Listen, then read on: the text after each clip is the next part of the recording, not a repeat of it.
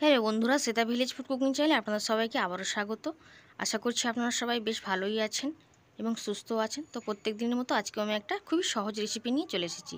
যেই নাস্তাটা বা টিফিনের রেসিপিটা বা ব্রেকফাস্ট যাই বলুন না কেন 10 মিনিটের মধ্যেই কিন্তু আপনারা বানিয়ে নিতে পারবেন। সেটা হলো ব্রেড স্যান্ডউইচ।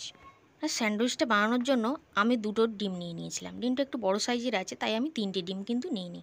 তো দুটো ডিম নিয়ে নিয়েছি একটা পাত্রের মধ্যে, আর কিছুটা পেঁয়াজ কুচোনো আমি দিয়ে দিলাম। খুবই অল্প উপকরণে কিন্তু স্যান্ডউইচটা বানানো হয়ে যাবে।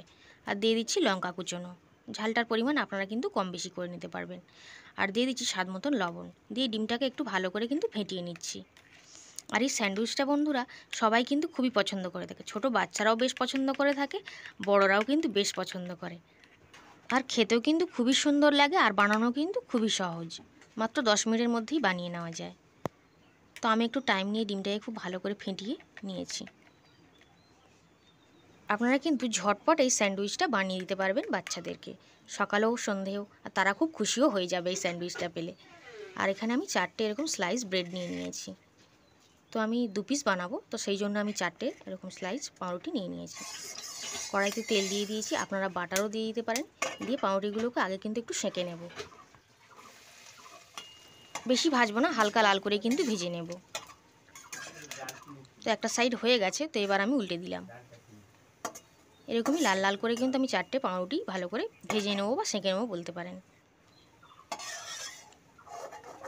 এবার 4টে পাউরুটিকে ভেজে নিয়েছি, তেলটা একটু বাড়িয়ে দিয়েছি। দিয়ে ডিমের যে মিশ্রণটা আগে থেকে তৈরি করে রেখেছিলাম সেটাকে কিন্তু দিয়ে দিচ্ছি। একটু ছড়িয়ে মতন দিচ্ছি। আপনারা কিন্তু ফ্রাইং প্যানে করে নিতে পারবেন, তাহলে কিন্তু অনেকটা সুবিধা হবে। একটু হতে দিচ্ছি। আর এই সময় কিন্তু 1 মিনিটের মধ্যেই কিন্তু আমি পাউরুটি দুটোকে বসিয়ে দিচ্ছি সুন্দর করে। খুবই সহজ, আপনারা যে কেউ চাইলেই কিন্তু বানিয়ে নিতে পারবেন। দুটোকে সুন্দর করে বসিয়ে দিলাম, আর একটু খুন্তিটা দিয়ে একটু চেপে দিচ্ছি।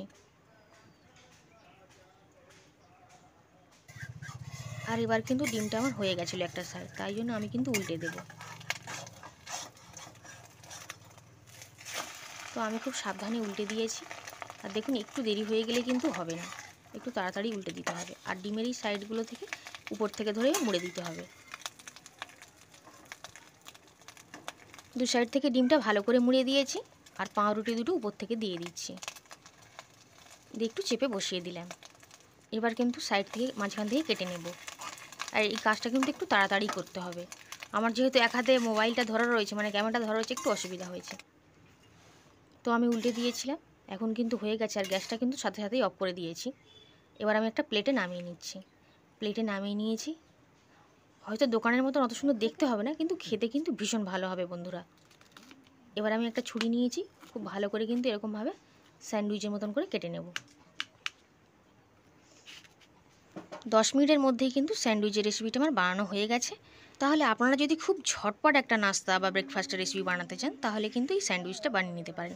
এটা কিন্তু সবাই খুব পছন্দ করবে। আজ তাহলে এই পর্যন্তই, আবার হাজির হয়ে যাবো অন্য কোনো রেসিপি। ততক্ষণ আপনারা সবাই খুব ভালো থাকবেন এবং সুস্থ থাকবেন। আজ তাহলে আসলাম।